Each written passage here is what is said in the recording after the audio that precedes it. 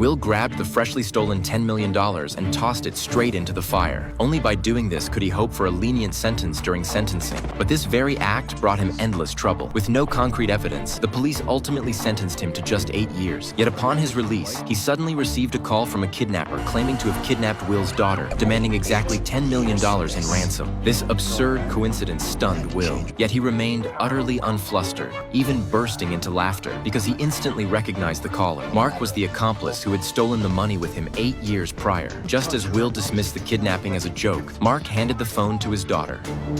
Hello?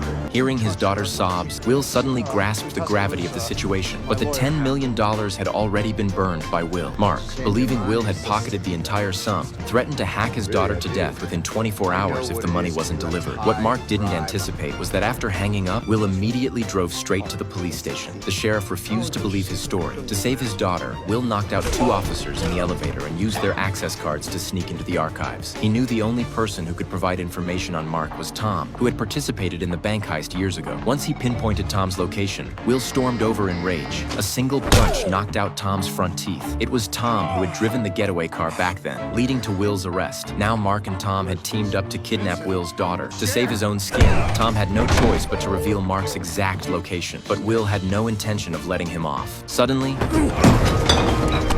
Mark knocked the gun out of Will's hand. As Will bent to retrieve it, Mark flipped open the sofa and unleashed a hail of shotgun fire. Only Will's lightning reflexes saved him from being shot dead. But just as Tom opened the door to flee, he saw police surrounding the entrance.